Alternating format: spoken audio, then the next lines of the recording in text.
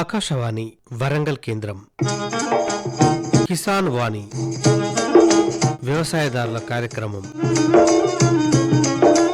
ఈ కార్యక్రమాన్ని మీకు సమర్పిస్తున్నవారు కేంద్ర వ్యవసాయ మరియు రైతు సంక్షేమ మంత్రిత్వ శాఖ, భారత ప్రభుత్వం.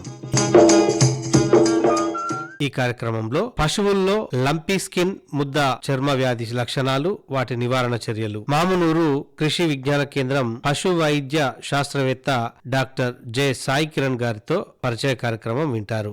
అనంతరం కంది సాగులో రైతు అనుభవాలు, హన్మకొండ జిల్లా ఐనవోలు మండలం పెర్మన్లగూడెం గ్రామ రైతు కందికొండ లింగమూర్తి గారితో పరిచయ కార్యక్రమం వింటారు. ముందుగా కొన్ని వాణిజ్య ప్రకటనలు. సర్వోత్తమ రైతు పురస్కారం లభించింది హరికి. హరి, మీ విజయ రహస్యం ఏమిటో చెప్పండి. రైతు మిత్రులారా, మీరు కూడా మీ పొలాల్లో అధిక పంటను పండించగలరు. అదెలా?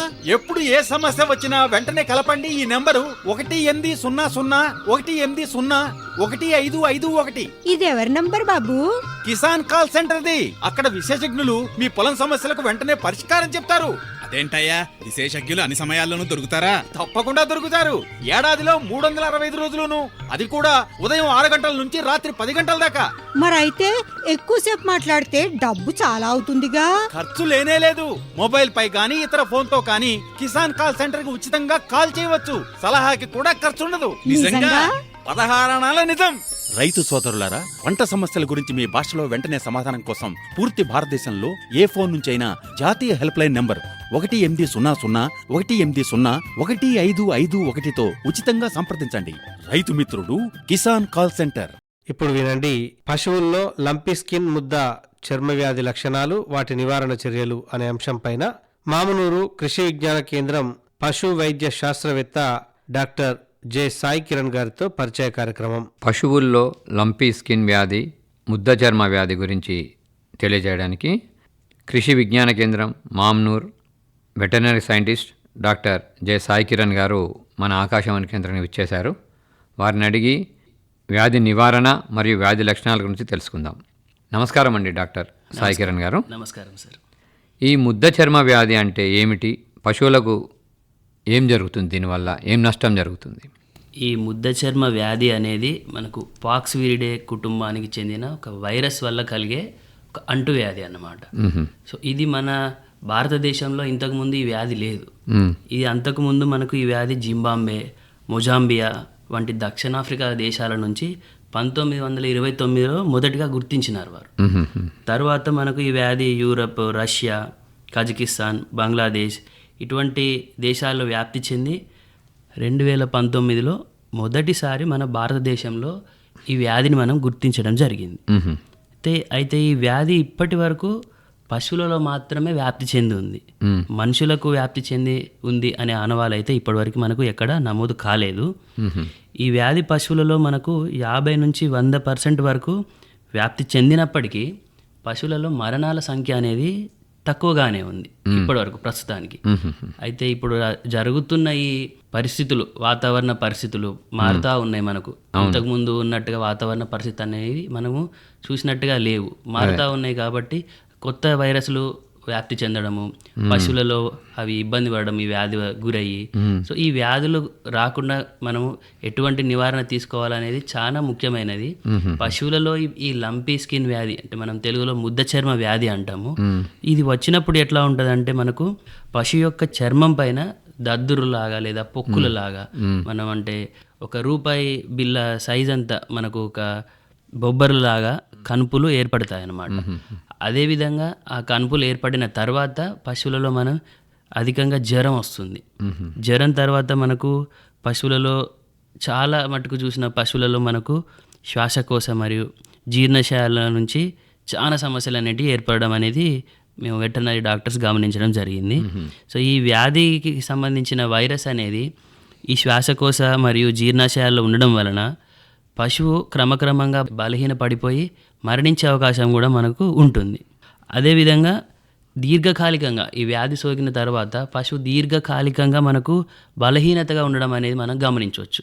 అంటే ఒక్కసారి వ్యాధిన పడిన పశువులకు రోగనిరోధక శక్తి అనేది మందగించడం అనేది జరుగుతుంది.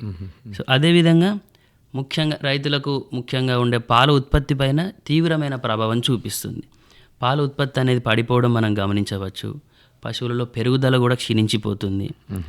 అదేవిధంగా మనకు ఫర్టిలిటీ ప్రాబ్లమ్స్, వంధ్యత్వం కానీ, గర్భస్రావంతో పాటు చర్మం పైన ఏర్పడిన ఈ బొబ్బర్లు ఏవైతే ఉన్నాయో ఈ పశువుల యొక్క విలువను తగ్గిస్తూ ఉంటాయి. కాబట్టి ఇది చాలా రైతులకు ఆర్థికంగా నష్టం అనేది చేకూరుస్తూ ఉంటుంది. సో ఇప్పుడు ఆ వ్యాధి ప్రబలించిన రైతు దగ్గర ఉన్న పశువును రైతు వెంటనే గుర్తుపట్టేలాగా ఉండాలి. అసలు దానికి ఏ రకంగా అది వ్యాప్తి చెందుతుంది, ఏం జరుగుతుంది వ్యాధి అనే దానిపైన ప్రతి ఒక్క రైతు మిత్రులకు ఒక అవగాహన అనేది కలిగి ఉండాలి. ఎందుకంటే ఈ రోజులలో వాతావరణం ఏ రకంగా ఉంటుందనేది మనం చెప్పలేకున్నాం. రకరకమైన వ్యాధులు, ముఖ్యంగా వైరస్ వల్ల వచ్చే వ్యాధులు ప్రబలించడం ఎక్కువ ఉండడం వలన రైతులు ఈ యొక్క ముద్ద చర్మ వ్యాధి అనే దానిపైన తప్పకుండా అవగాహన అనేది కలిగి ఉండాలి. మరి ఈ వ్యాధి లక్షణాలు ఎలా ఉంటాయి, ఈ వ్యాధి వ్యాప్తిని ఎలా నివారించుకోవాలి, రైతులు వ్యాప్తి కాకుండా ఎలా జాగ్రత్తలు తీసుకోవాలి? ఈ వ్యాధి లక్షణాలు చూసినట్టయితే మనము ఈ వ్యాధి బారిన పడిన పశువులకు శరీరంలోకి ప్రవేశించిన తర్వాత ఈ వైరస్ 1 నుంచి 2 వారాల లోపు తీవ్రమైన జ్వరం అనేది గమనించవచ్చు మనం. అంటే అది ఆ జ్వరం అనేది సాధారణంగా కనిపిస్తుంది మనకు మొదటి దశల్లో, తర్వాత తీవ్రమైన స్థాయికి చేరుతుంది. ఆ తర్వాత పశువులు ఆకలి అనేది మందగిస్తుంది. సో ఆకలి మందగించి మేయడం అనేది తగ్గించేస్తుంది. మేయడం తగ్గించిన తర్వాత పశువులు నీరసంగా కనిపిస్తూ ఉంటాయి మనకు.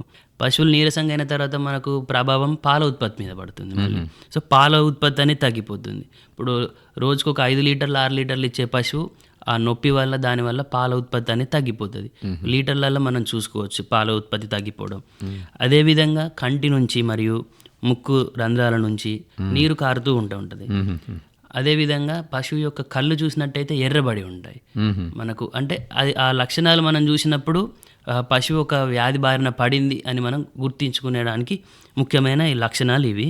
అదేవిధంగా క్రమంగా 1 వారం రోజుల లోపు పశువు శరీరం పైన దద్దుర్లు లేదా ఈ కణుపులు ఏర్పడి పశువు యొక్క తల భాగంలో కానీ, మెడ భాగంలో కానీ, వీపులో, అదేవిధంగా తోక, కాళ్ళ దగ్గర, యోని ద్వారం చుట్టూ ఈ బొబ్బర్లు అనేటివి కనిపిస్తాయి. అదేవిధంగా పొదుగు పైన కూడా మనం చూడొచ్చు ఈ బొబ్బర్లు. సో సింపుల్గా మనకి ఇక్కడ బొబ్బర్లు కనిపించినాయి అంటే మనకు దాదాపుగా ముద్ద చర్మ వ్యాధిలాగా మనము అర్థం చేసుకోవచ్చు.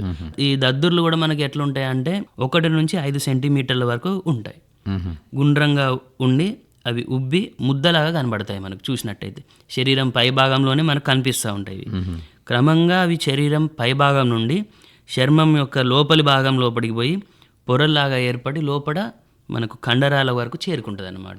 అంటే మనం ఆ పశువుని ఇట్లా ముట్టి చూసుకున్నప్పుడు ఒక చిన్న కనిలాగా మనకి ఇట్లా వాపు ఉబ్బు కనిపిస్తూ ఉంటాయి. రూపాయి బిళ్ళకి అయినంత సైజు లాగా మనకు మనం ముట్టుకొని చూసినప్పుడు ఏర్పడుతుంది మనకు. సో ఆ బొబ్బలు అట్లా ఉన్నాయంటే అది ముద్ద చర్మ వ్యాధి కింద మనం నిర్ధారణ చేసుకోవచ్చు. అదేవిధంగా ఆకలి మందగించి పశువులు మొత్తానికి బక్కచిక్కిపోతూ ఉంటాయి. మనం అంతకుముందు చూసిన శరీర పరిణామం మనం పశువుల్లో ఉండవు. క్షీణించకపోయి మనకు బొక్కలు బయటికి కనబడము, సుస్థిగా పశువు కనిపించడం అనేది జరుగుతూ ఉంటుంది.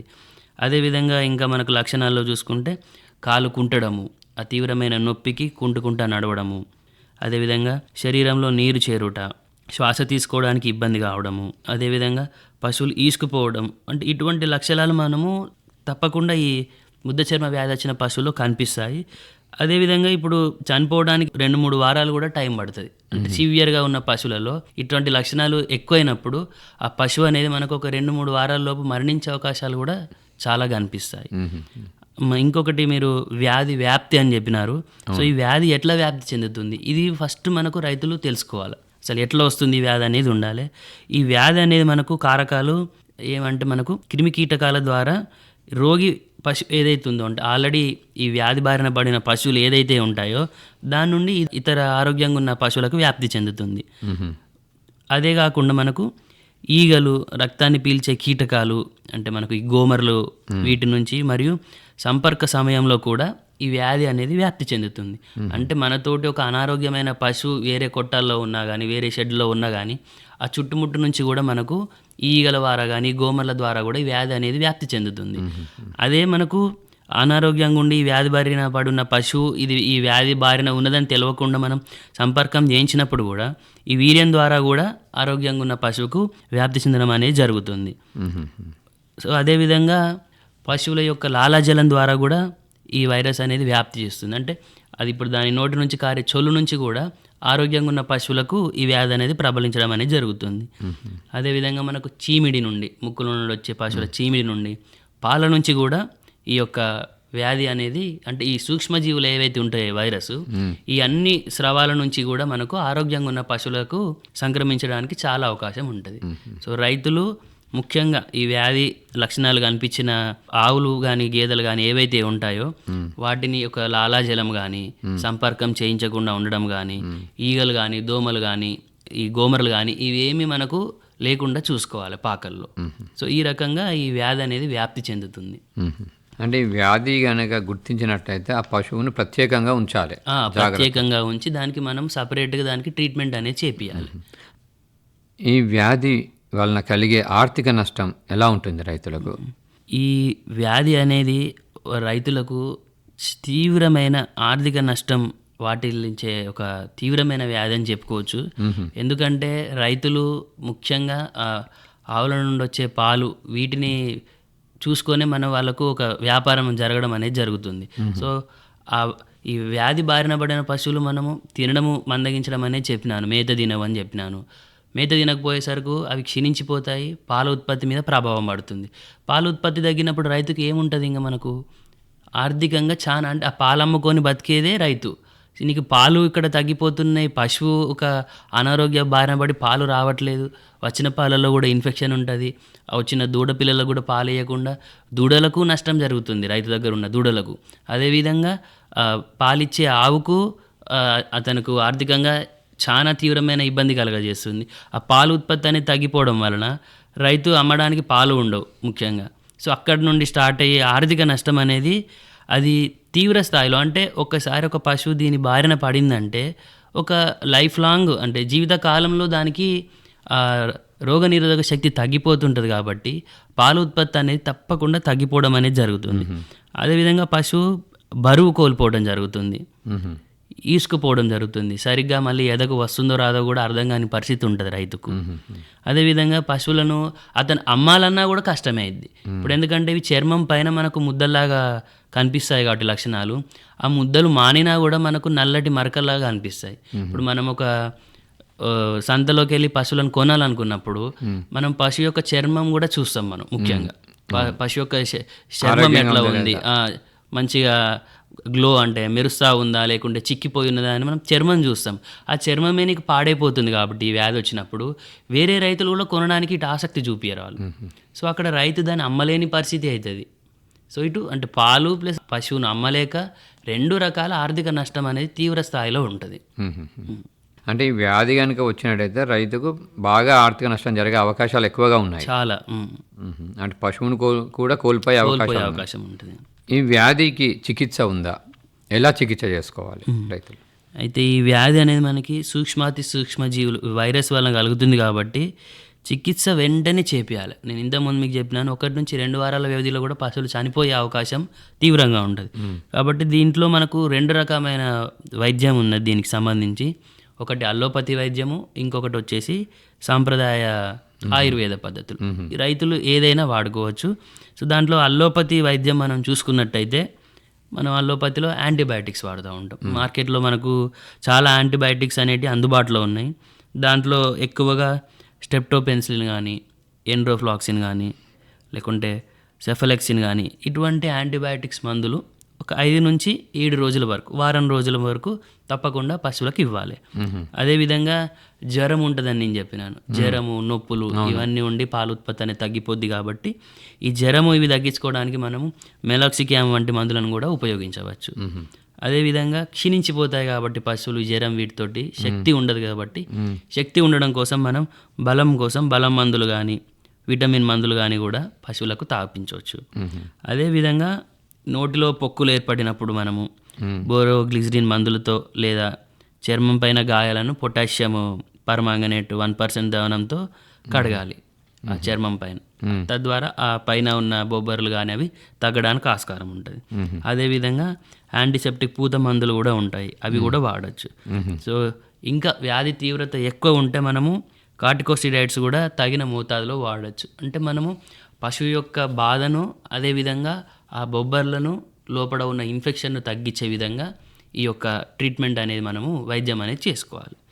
అదేవిధంగా సాంప్రదాయ పద్ధతికి వచ్చేసి ఆయుర్వేద వైద్యానికి వచ్చేసి చూస్తే మనకు జాతీయ పాల అభివృద్ధి బోర్డు వారు చెప్పిన సూత్రాలు మనకు ఉన్నాయి. అంటే ఆయుర్వేదిక్లో ఏం వాడాలనేది నేషనల్ డైరీ డెవలప్మెంట్ బోర్డు వారు. సో ఇక్కడ వీళ్ళు 2 మనకు వాళ్ళు తెలియజేయడం జరిగింది. సో దాంట్లో మొదటిది చూసుకున్నట్టయితే అంటే రైతులకు ఇంట్లో ఉండే చిన్న చిన్న వాటితోటి ఇంత పెద్ద వ్యాధికి కూడా వాళ్ళు వైద్యం చేసుకునేలాగా సౌకర్యం అనేది వాళ్ళు కలిగించడం జరిగింది. దాంట్లో ముందుగా మనకు ఒక తమలపాకులు 10, మిరియాలు ఒక 10 గ్రాములు, ఉప్పు ఒక 10 గ్రాములు, ఒక బెల్లం కావలసినంత తీసుకోవాలి. ఈ పదార్థాలను ఈ తమలపాకులను, మిరియాలను, ఉప్పును పేస్ట్ మాదిరిగా తయారు చేసుకోవాలి మనం ఫస్ట్. ఆ పేస్ట్ చేసుకున్న తర్వాత తగినంత బెల్లం కలుపుకొని మంచి పేస్ట్ లాగా తయారు చేసుకోవాలి. ముందు ఈ 3 చేసుకున్న తర్వాత బెల్లం దానికి కలిపేసుకొని రోజు కొంచెం మోతాదులో పశువుకు తినిపించడం అనేది చేయాలి. సో అట్లా మొదటి రోజు మనకు ప్రతి 3 గంటలకు ఒక మోతాదు మనం తప్పకుండా ఇవ్వాలి మొదటి రోజు. రెండవ రోజు నుంచి 2 వారాల వరకు ప్రతిరోజు 3 మోతాదులు ఇవ్వాలి రెండవ రోజు నుంచి. సో ఇట్లా మనం ఎప్పటికప్పుడు ఈ పేస్ట్ లాగా ఇది తయారు చేసుకుని ఫ్రెష్గా తయారు చేసుకొని పశువులకు తినిపించేలాగా చూసుకోవాలి. సో అంటే ఇవి మనకు తమలపాకులు కానీ, మిరియాలు కానీ, ఈ ఉప్పు కానీ, బెల్లం కానీ రైతులకు పెద్ద కాస్ట్ ఏం కాదు, అది ఎక్కువ ఖర్చుతో కూడింది ఏం కాదు. వాళ్ళకి ఇంట్లోనే చుట్టుముట్టు ఇంట్లోనే దొరికే సామాగ్రి అంతా. సో వాటిని బట్టి కూడా రైతులు అక్కడక్కడ వాళ్ళు ట్రీట్మెంట్ అనేది చేసుకోవచ్చు. అదేవిధంగా వీళ్ళు ఇంకొకటి కూడా మనకు చెప్పడం జరిగింది నేషనల్ డైరీ డెవలప్మెంట్ బోర్డు వారు. దాంట్లో వెల్లుల్లి 2 రెబ్బలు, ధనియాలు ఒక 10 గ్రాములు, జీలకర్ర ఒక 10 గ్రాములు, తులసి ఒక చారెడు, దీంట్లో అదేవిధంగా బిర్యానీ ఆకులు కూడా ఒక 10 గ్రాములు, మళ్ళీ మిరియాలు ఒక 10 గ్రాములు, ఒక 5 తమలపాకులు, ఉల్లిగడ్డలు 2, పసుపు పొడి ఒక 10 గ్రాములు, సబ్జా ఆకులు ఒక చారెడు, వేపాకులు ఒక చారెడు, ఒక మారేడు ఆకులు ఒక గుప్పెడు. సో దానికి తగినంత బెల్లం ఒక 100 నుంచి 200 గ్రాములు. సో ఇది కూడా మనం ఇవన్నీ ఒక పేస్ట్ లాగా తయారు చేసుకొని కావాల్సినంత బెల్లం కలిపేసుకొని పశువుకు రోజు కొంచెం మోతాదుగా కొంచెం కొంచెం నోటి ద్వారా తినేలాగా చూసుకోవాలి. సో మొదటి రోజు మనకు ఇంత ముందులాగానే ప్రతి 3 గంటలకు ఒక మోతాదు ఇవ్వాలి. రెండవ రోజు నుంచి 2 వారాల వరకు ప్రతిరోజు 3 మోతాదులను ఇవ్వాలి. సో మనకంటే ఉదయాన్నే ఒకటి, మరి సాయంత్రం కాలం ఒకటి, అట్లా డివైడ్ చేసుకొని పొద్దున సాయంత్రము పశువులకు తినిపించేలాగా చూసుకోవాలి. సో ఇది కూడా మనం ఎప్పటికప్పుడు ఫ్రెష్గా తయారు చేసేసుకొని పశువులకు తినిపించేలాగా చూసుకోవాలి. సో ఈ ముద్ద చర్మ వ్యాధి వచ్చినప్పుడు వెంటనే ఆందోళన చెందకుండా ఇమీడియట్గా అంటే వెంటనే వైద్యం చేయించుకున్నట్టయితే మనం ఆ వ్యాధిని తగ్గించుకోవచ్చు. అదేవిధంగా ఇతర పశువులకు సోకకుండా వెంటనే ఇటువంటి వైద్యం చేయించుకోవడం వల్ల దాన్ని అక్కడికక్కడి మనం అరికట్టవచ్చు. సో ఇవి వైద్యానికి సంబంధించి మనకు ఈ ముద్ద చర్మ వ్యాధికి ఉన్నాయండి. లక్షణాలు చూసిన వెంటనే పశు వైద్యుని సంప్రదించి అది ముద్ద చర్మ వ్యాధి కాదా, రక్త పరీక్షలు ఉంటే రక్త పరీక్షలు చేయించుకొని వైద్యానికి సంబంధించిన వైద్యాన్ని చేయించుకొని రైతులు ఆర్థికంగా నష్టపోకుండా ఈ యొక్క వ్యాధిని అరికట్టవలసిందిగా కోరుతా ఉన్నాను. ఇంతవరకు పశువుల్లో లంపీ స్కిన్ వ్యాధి, ముద్ద చర్మ వ్యాధి గురించి మామ్నూర్ కృషి విజ్ఞాన కేంద్రం veterinary scientist doctor J Sai Kiran గారు చాలా చక్కగా తెలియజేశారు. ధన్యవాదాలండి. ధన్యవాదాలు. ఇంతవరకు పశువుల్లో లంపీ స్కిన్ ముద్ద చర్మ వ్యాధి లక్షణాలు, వాటి నివారణ చర్యలు, మామనూరు కృషి విజ్ఞాన కేంద్రం పశు వైద్య శాస్త్రవేత్త డాక్టర్ జె సాయి కిరణ్ గారితో పరిచయ కార్యక్రమం విన్నారు. ఇప్పుడు మరికొన్ని వాణిజ్య ప్రకటనలు విందాం. ప్రధానమంత్రి కిసాన్ సమ్మాన్ నిధి ఈ పథకం కింద 2 హెక్టార్ల వరకు పొలం కలిగిన రైతుల కుటుంబాలకు ఏడాదికి 6,000 రూపాయలు చెల్లించడం జరుగుతుంది. అది అర్హత గల రైతులకు 2,000 రూపాయల చొప్పున 3 వాయిదాల్లో నేరుగా వారి ఖాతాల్లో జమ చేయబడుతుంది. ఈ సన్న చిన్నకారు రైతుల కుటుంబాలను రాష్ట్ర ప్రభుత్వాలు ఎంపిక చేస్తున్నాయి. ఈ పథకం యొక్క పూర్తి ఖర్చును భారత ప్రభుత్వం భరిస్తోంది. ప్రధానమంత్రి కిసాన్ సమ్మాన్ నిధి రైతుల వ్యవసాయానికి సరికొత్త గౌరవం. వ్యవసాయ మరియు రైతు సంక్షేమ మంత్రిత్వ శాఖ, భారత ప్రభుత్వం ద్వారా జనహితార్థం జారీ. ఇప్పుడు వినండి కంది సాగులో అనుభవాలు. హన్మకొండ జిల్లా ఐనవోలు మండలం పెర్మన్లగూడెం గ్రామ రైతు కందికొండ లింగమూర్తి గారితో పరిచయ కార్యక్రమం వింటారు. నమస్కారం అండి, కందికొండ లింగమూర్తి గారు. నమస్తే అండి. ఐనవోలు మండలం పెర్మన్లగూడెంలో మీరు సాగు చేస్తూ ఉన్నారు కదా, వ్యవసాయము ఎంతకాలం నుండి చేస్తూ ఉన్నారు? ఏ పంటలు సాగు చేస్తాం? మేము గత 10 సంవత్సరాల నుంచి చేస్తున్నా. కూరగాయలు పండిస్తాం, తర్వాత పత్తి, మొక్కజొన్న, కంది, ఆర్గానిక్ కూరగాయలను కంది పండిస్తామండి. అయితే మేము కూరగాయలు మేమే విత్తనం తయారు చేసుకుంటాం, విత్తన శుద్ధి చేసుకుంటాం. విత్తన శుద్ధి చేసుకున్న తర్వాత పిడిక బూడిది ఆవు మూత్రంతో విత్తన శుద్ధి చేసుకొని మేము నిల్వ చేసుకుంటాం. చేసుకున్న తర్వాత మేము ఆ పంటలన్నీ ఈ విత్తనాలు వాళ్ళకి తర్వాత కూరగాయలు పెడతాం. తర్వాత కంది కూడా అట్నే విత్తన శుద్ధి చేసుకుని కంది కూడా పెట్టుకుంటామండి. ఫస్ట్ లోతు దుక్కులు దున్నిస్తాం. తర్వాత లోతు దుక్కులు దున్నించిన తర్వాత ఎండాకాలం లోతు దుక్కులు దున్నించిన తర్వాత విత్తనాలు నారు పోస్తాం. కూరగాయలు అయితే కంది అవుతున్నాం, కంది వేస్తాం. ఈ కంది పప్పు దినుసులు కాబట్టి రేటు గల కాబట్టి కంది కూడా చాలా వేస్తాం. ఆ కంది విత్తన శుద్ధి చేసుకున్న తర్వాత మేము ఈ గడ్డలు కొట్టి నాగడ్డ దున్నిన తర్వాత గడ్డలతోని విత్తనం వేస్తాం. విత్తనం వేసిన తర్వాత ఒక 20 రోజులు నెల రోజుల తర్వాత ఘనద్రవ అనే వాటితోని మేము ఘనామృతంతో అది చేస్తాం. 100 కిలోల పేడ, తర్వాత 10 లీటర్ల ఆవు మూత్రంతో ఘనద్రవ నీడలో ఆరబెట్టి దాని మీద చల్లి ఇట్లా తవటం పెట్టినట్టు చేసి అది ఒక తర్వాత 20 రోజులు అట్నే చేసుకుంటూ ఉంటాం. తర్వాత ఘనద్రవం చల్లుతాం. చల్లిన తర్వాత నెల 2 నెలల తర్వాత పంచామృతం అవి కొడతాం. పంచామృతం కొట్టి అవి మంచిగా వస్తాయి కాబట్టి ఈ కంది అనేది బాగా వస్తుంది. వచ్చిన తర్వాత మంచిగా పంట దిగుబడి కూడా బాగా వస్తుందండి. అంటే ఈ పద్ధతులు పాటించడం వల్ల దిగుబడి కూడా మంచిగా బాగా వస్తుంది. అంటే ఇప్పుడు విత్తనాలు తయారు చేసుకుంటాం అన్నారు మీరు. అవును. అంటే అన్ని విత్తనాలు మీరే తయారు చేసుకుంటారా? మేమే తయారు చేసుకుంటామండి. మంచిగా పండే వాటిని తీసి విత్తనం తయారు చేసుకొని నిల్వ చేసుకొని పెట్టుకుంటాం. మీరు విత్తనాలు కొనుక్కోవచ్చుకోవడం అనేది ఉండదండి. మీ విత్తనాలు మీరే తయారు చేసుకొని సేద్యం చేసుకుంటా ఉంటారు. అవునండి. అంటే దీనివల్ల దిగుబడి పెరుగుతుందా? దిగుబడి చాలా పెరుగుతుందండి. మళ్ళీ ఒకటి మన దిగుబడి పెరుగుతుంది, ప్లస్ మనకు ఏ రోగాలు రాకుండా మంచిగా పంట కూడా మంచిగా పండుతుంది. అంటే పురుగులు కీటకాలు కూడా ఏం రావు. ఇప్పుడు కంది ఇంత పెద్దగా ఉంది కదా, దాదాపు 8 ఫీట్లు పెరిగింది కదా. అవునండి. మరి ఇది ఎప్పుడు వేశారు? మేము 2 నెలలు అవుతుందండి. 2 నెలలు అవుతుంది. ఇప్పుడు పూతకు వస్తుంది. ఇప్పటి వరకు అయితే బాగానే ఉంది. అదే బాగుంది, కంది కూడా చాలా మంచిగా ఏపుగా పెరిగింది చూస్తా ఉంటే. అంటే ఇప్పటి వరకు మీరు ఎలాంటి జాగ్రత్తలు పాటించాలి కంది ఇంత మంచిగా పెరగడానికి? మేము పంచామృతం అని కొడతామండి. పంచామృతం కొడితే బాగా పనిచేస్తుంది, ఏ రోగం రాదు. ఎన్ని రోజులకు ఒకసారి కొడతా ఉంటారు పంచామృతం? 25 రోజులు 20 రోజులకు ఒకసారి కొడతామండి. కొడితే కీటకాలు పురుగులు కూడా రావు? ఏమి రావు.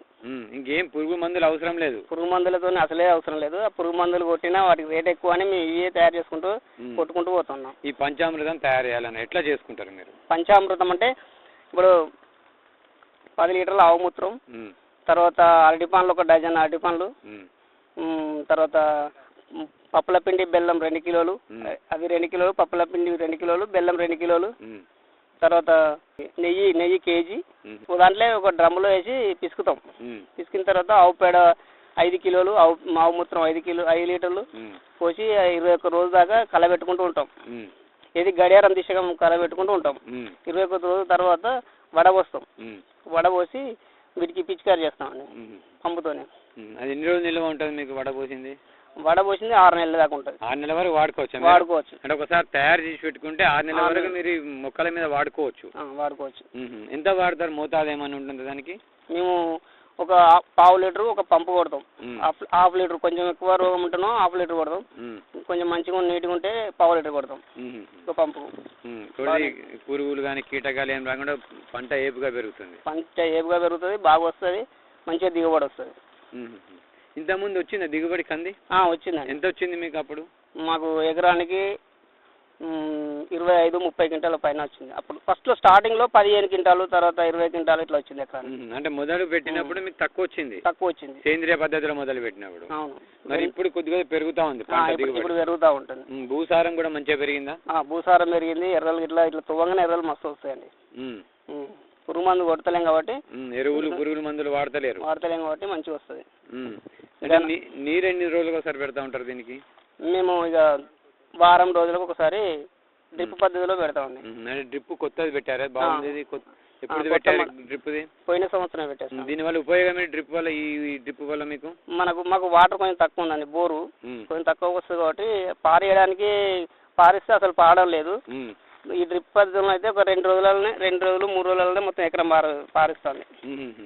అంటే నీరు తక్కువ ఉన్నా కానీ మీకు లాభదాయకంగా ఉంది. దేనికైనా ఇప్పుడు మొక్కజొన్నకైనా బాగానే పనిచేస్తుంది. అది ఒక్కొక్క డ్రాప్ ఒక్కొక్క చుక్క పడుతుంది కాబట్టి మంచిగా భూమి కూడా భూమి కూడా కొంచెం గుల్లగా ఉంటుంది అన్నట్టు అట్లా. ఎంత అయిందండి డ్రిప్ పెట్టడానికి మీకు? ఎకరాన 10,000. అంత ముందు 2 ఎకరాలకు 10,000 ఇచ్చేది గవర్నమెంట్. ఇప్పుడు ఎకరానికి 10,000 అని ఇస్తుంది. 10,000కి వస్తుందా? వస్తుంది డ్రిప్. 10,000కు ఎకరానికి డ్రిప్ వస్తుంది. ఈ సేంద్రియ వ్యవసాయానికి మళ్ళీ ఒకటి మేమైనా లిక్విడ్ పంచామృతమైన దబ్బున గల డ్రిప్లో కలుపుకుంటామండి. డ్రిప్లో కలిపి పెట్టుకోవచ్చు, అట్లా కూడా పనిచేస్తుంది. మీకు కొద్దిగా శ్రమ తప్పుతుంది. డ్రిప్ ద్వారా పంపించడం వల్ల మీకు శ్రమ తప్పుతుంది. మరి పూత దశలో కానీ ఖాతా దశలో కానీ మీరు ఎలాంటి చర్యలు తీసుకుంటారు? పూత బలంగా వస్తున్నాయి కదా మీకు? బలంగా వస్తుందంటే పంచగవ్య ఒకటే బాగా పనిచేస్తుంది. పంచగవ్య కొడితే పూత ఖాతా బాగా వస్తుంది. ఇక కొంచెం చిన్నగా ఉన్నప్పుడు ఘనామృతం, ద్రవామృతం పారిస్తాం. ఇప్పుడు ఇక ద్రవామృతం అనేది అలా డ్రిప్లో వస్తే మంచిగా వారుతుంది. వాటికి బలంగా ఏపుగా వస్తుంది మంచిగా. అట్లా ఈ ఘనామృతం అనేది మొక్క ఘన ద్రవ రెండు కూడా కలిపి మీకు మొక్క అభివృద్ధి చేయడానికి ఉపయోగపడతాయి. ఈ ఖాతా కూడా బలంగా వస్తుందా? బలంగా వస్తుంది. గింజలు మంచిగా బలంగా వస్తుంది. గింజ కూడా మంచిగా లావుగా మస్తు నీట్గా వస్తుంది. మరి మీరు ఇంత కష్టపడి పండిస్తున్నారు కదా ఈ సేంద్రియ పద్ధతి, మీకు ధర కూడా మంచిగా పలుకుతుందా మీరు పండించిన పంటకి? ఇది ఎక్కువ శాతం మేము మా తెలిసిన వాళ్ళే తీసుకెళ్తారు. అక్కడ మార్కెట్కి పోతే వీడి కొంచెం వాటర్ రేట్ కానీ అని అంటారు కాబట్టి ఇక్కడనే మాకు బాల వికాసాలు ఇట్లా వాళ్ళు మా తరఫున తీసుకెళ్తారు. వాళ్ళు ఎన్ని క్వింటాలు అయినా కానీ తీసుకెళ్తారు. రేటు మంచిగానే, రేటు బాగా మంచిగా ఇస్తారు. మార్కెట్ కంటే పాలు ఎక్కువనే ఇస్తారు. అంటే తరుగు తీయడం అట్లాంటివి ఏమైనా ఉంటాయి ఇందులో? తరుగు ఏముండవు, నీట్గా ఉంటుంది. ఇంకా ఆర్గానిక్ చేస్తే మస్తు నీట్గా ఉంటుంది. అంటే మీరు కూడా పప్పు ధాన్యం చేసి అమ్ముతా ఉంటారు? దాన్ని పప్పు చేసి అమ్ముతా ఉంటారు మీరు కంది పంటలు? పప్పు చేసి అమ్మం కానీ కందులే మా కాడ చాలా ఆర్గానిక్ కాబట్టి అందరూ చాలా మంది వచ్చి తీసుకెళ్తారండి. చాలా మంది మా దగ్గరికి వస్తారు, తీసుకెళ్తారు. బాలిక తరఫున వాళ్ళు మాకు ఇన్ని క్వింటాలు కావాలి, 4 క్వింటాలు కావాలి, 5 క్వింటాలు కావాలని తీసుకెళ్తా అంటారు. ఇప్పుడు మీకు ఎన్ని ఎకరాలు వేసారు? ఇది ఎకరం ఉంటుందండి. ఎకరం వేసింది. ఎంతో ఎన్ని క్వింటాలు రావచ్చు మీకు? ఇది వస్తుందండి 25 క్వింటాల దాకా రావచ్చు. 20 క్వింటాలు వస్తుందా? వస్తుంది. 15 నుండి 25 మధ్యలో వస్తుంది. కాకపోతే మేము ఇప్పుడు 10 సంవత్సరాలు చేస్తాం కాబట్టి మంచిగా నీట్గా వస్తుంది, మంచిగా వస్తుంది. అంతకుముందు ఎంత వచ్చిందన్నారు కంది? అంతకుముందు 8 క్వింటాలు, ఫస్ట్ 7-8 క్వింటాలు వచ్చింది, తర్వాత 10 క్వింటాలు వచ్చింది. ఇట్లా మెల్ల పెరుగుతూ వస్తుంది. పోయిన సంవత్సరం 15 వచ్చిందా? వచ్చింది, 15 వచ్చింది. ఇప్పుడు 20 వరకు వస్తుందని అనుకుంటున్నాను. వస్తుంది, 20 వస్తుంది అనుకుంటున్నాం. ఇంకా దీంతో పాటు ఏం పంటలు పండిస్తా ఉన్నారు మీరు? కూరగాయలు పండిస్తాం. ఏమేమి కూరగాయలు పండిస్తా ఉంటారు? టమాటా, బెండ, గోరుచిక్కుడు అవి పండిస్తాం. చాలా వరకు బెండ, టమాటా, బెండ బాగా పండిస్తామండి. టమాటా, బెండ బాగా పండిస్తా ఉంటారా? అంటే టమాటా అనేది ప్రతి సీజన్ లో కూడా మీకు అమ్ముతుంది కాబట్టి దాన్ని ఎక్కువ పండిస్తా ఉంటారు? ఎక్కువ పండిస్తాం. బెండ కూడా బాగానే పండిస్తాం. బెండ బాగానే పండిస్తాం. ఆ బెండ అనేది మాకు ఎప్పటికీ దినం ఒక రోజు తప్పించి ఒక రోజు తెంపుడే ఉంటుంది. మార్కెట్కు పోతాం. ఈ ఆర్గానిక్ వల్ల కొంచెం నీట్గా వస్తుంది కాబట్టి మాయ ముందుకు తీసుకుంటారు వాళ్ళు. అంటే మీరు పోగానే కొంటారు మీ దగ్గర? ఫస్ట్ సాయంత్రమే మాకు ఫోన్ చేసి చెప్తా ఉంటారు, మీ బెండకాయ ఇవాళ తెంపుతానులా, మాకు ఇన్ని క్వింటాలు కావాలి, ఈ క్వింట కావాలి, హాఫ్ క్వింట, అర క్వింట కావాలని మాకు ఫోన్ చేసి చెప్తారు. చెప్తే సరే ఉన్నదని చెప్తాం. వరంగల్ పోగానే వాళ్ళే తీసుకెళ్తారు. ఈ బెండ కూడా ఎన్ని రోజులు వస్తుంది మీకు దిగుబడి? మాకు 60, 70, 80 కూతల దాకా వస్తుందండి. 70 కూతలు? 60 నుండి 70 దాకా వస్తుంది మంచిగా. కాబట్టి ప్రతి రైతు కూడా ఒక గోవుని పెంచుకొని వ్యవసాయం చేసుకుంటే లాభదాయకం. ఘనామృతం, ద్రవామృతం, పంచగవ్య, బ్రహ్మాస్త్రం ఇవన్నీ మంచిగా తయారు చేసుకుంటే కొట్టుకుంటే బాగా పనిచేస్తుంది. భూమి కూడా సారవంతంగా ఉంటుంది. మనకు ఏ రోగాలు రాకుండా ఆర్గానిక్ చేస్తే ఏ రోగాలు రావు, మంచిగా ఉంటాం ఆరోగ్యంగా. సరే, చాలా మంచి విషయాలు చెప్పారు. ధన్యవాదాలండి. ఇంతవరకు కంది సాగులో అనుభవాలు హన్మకొండ జిల్లా ఐనవోలు మండలం పెర్మన్లగూడెం గ్రామ రైతు కందికొండ లింగమూర్తి గారితో పరిచయ కార్యక్రమం విన్నారు. పరిచయకర్త పి పంకజ్ మోహన్. ఇంతటితో కిసాన్ వాణి కార్యక్రమం సమాప్తం. ఈ కార్యక్రమాన్ని మీకు సమర్పించిన వారు కేంద్ర వ్యవసాయ మరియు రైతు సంక్షేమ మంత్రిత్వ శాఖ, భారత ప్రభుత్వం.